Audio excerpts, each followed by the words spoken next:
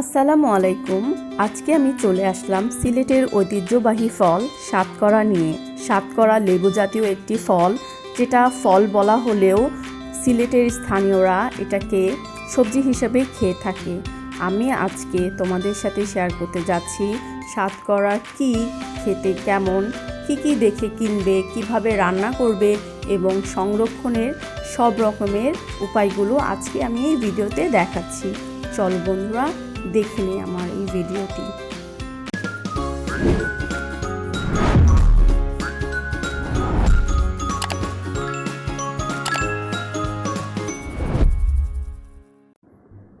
কয়েকদিন আগে আমি গিয়েছিলাম শ্রীমঙ্গল বেড়াতে। সেখান থেকে আমি এই সাতকরাগুলো নিয়ে এসেছি এবং ভাবলাম আমার চ্যানেলের বন্ধুদের জন্য অবশ্যই শেয়ার করা উচিত সাতকরা সম্পর্কে। আমি খুব সহজভাবে যা জানি সেটাই আজকে তোমাদের সাথে শেয়ার করতে যাচ্ছি। একটা সময় ছিল যখন শুধু সিলেটেই সাতকরা খাওয়া হতো। এখন সিলেট থেকে পুরো বাংলাদেশে এর স্বাদে সুনাম ছড়িয়ে পড়েছে এবং অনেকেই আছে অনেক পছন্দ করে সাতকরা, এবং বিদেশেও অনেক রপ্তানি হচ্ছে সাতকরা। সাতকরাটা দেখতে হয় অনেকটা বড় গোল লেবুর মতো। আমার কাছে এটাকে অনেক সময় ছোট জাম্বুরার মতো মনে হয়। খেতে লেবুর মতো টক, অনেক সুন্দর সুগন্ধ এবং হালকা তেতো স্বাদের হয়। তো তোমাদেরকে যেটা করতে হবে, সাতকরা কেনার সময় দেখতে হবে সাতকরাটা ফাঁপা এবং হালকা কিনা। যদি হালকা হয়, ফাঁপা হয়, তাহলে সাতকরাটা ভালো। এবং একটু খুঁটিয়ে মুখে নিয়ে দেখবে, যদি খাবার পর মুখে ঝাঁঝালো মনে হয় তাহলে মনে করবে সাতকরাটা ঠিক আছে। এছাড়াও সাতকরা যাদের প্রথমে খেয়ে অভ্যাস নেই, তারা প্রথমেই অল্প একটু রান্না করে দেখবে।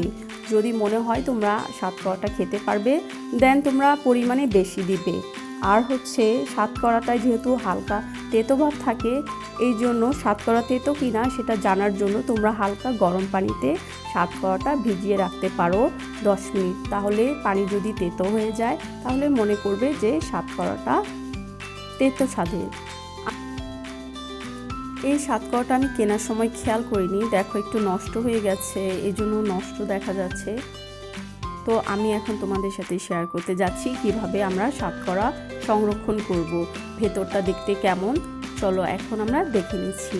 আমি সাতকরাটাকে প্রথমে মাঝখানে আগে ধুয়ে নিয়েছি এবং কেটে নিলাম।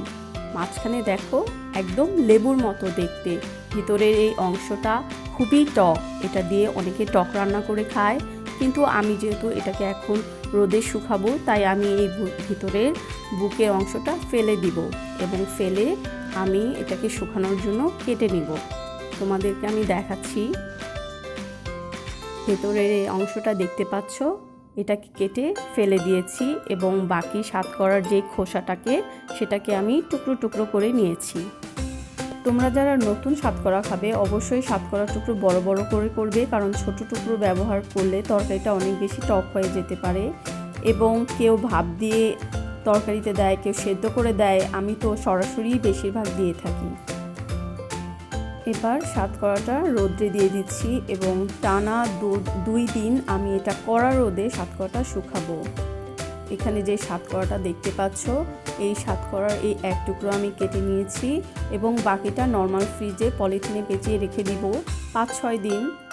একদম ভালো থাকবে নর্মালেই। এবং এই টুকরো বাকি যেই আমি কেটে নিয়েছি, এই টুকরোটা আমি এখন চুলোয় একটু ঝলসে নিব রান্নার আগে। এটা করলে হয় কি, যে অনেক সাতকরায় যে তেতো ভাবটা থাকে, এভাবে ঝলসে নেওয়ার ফলে সেই তেতো ভাবটা চলে যায়।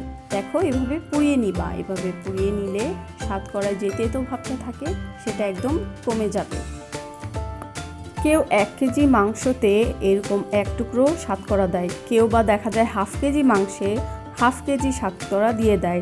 এটা ডিপেন্ড করে তোমার নিজের টেস্টের উপর।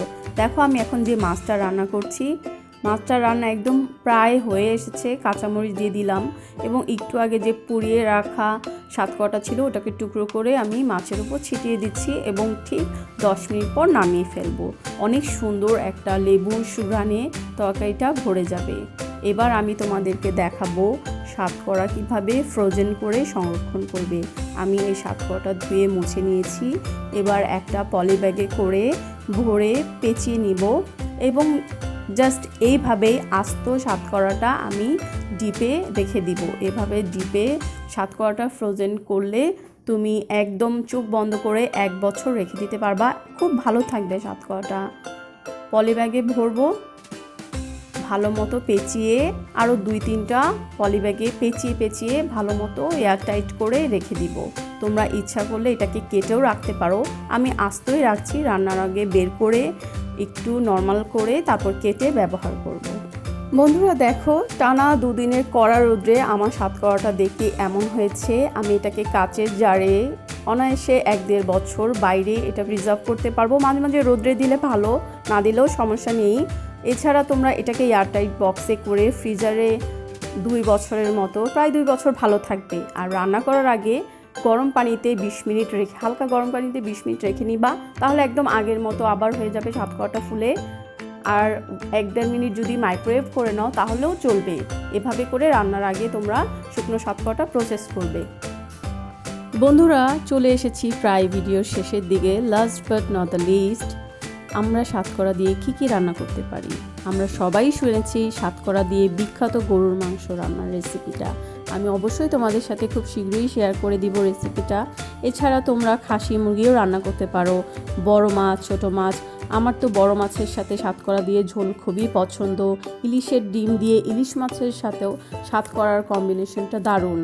এছাড়াও তোমরা মাখা ডাল রান্নায় সাতকরা ইউজ করতে পারো।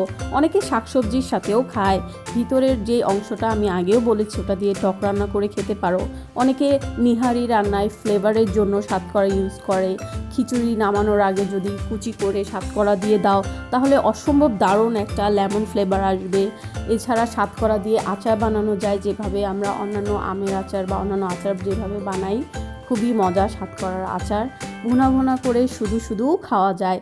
এছাড়া সাতকরা দিয়ে চাও খেতে দারুণ। এটা টোটালি তোমাদের উপর ডিপেন্ড করে। আমি যতটুকু জানি ততটুকুই তোমাদের সাথে শেয়ার করলাম। সিলেটের আপু ভাইয়াদের প্রতি আমার অনুরোধ রইল, আমার যে ভুলগুলো আছে অবশ্যই ধরিয়ে দিবে এবং নতুন কোনো তথ্য থাকলে কমেন্টে অবশ্যই জানাবে। ভিডিওটি যদি ভালো লাগে সবার মাঝে শেয়ার করে দিও। আর আমার চ্যানেলটা সাবস্ক্রাইব করতে ভুলো না। এতক্ষণ সময় নিয়ে আমার এই ভিডিওটা দেখলে থ্যাঙ্কস ফর ওয়াচিং। আল্লাহ হাফেজ।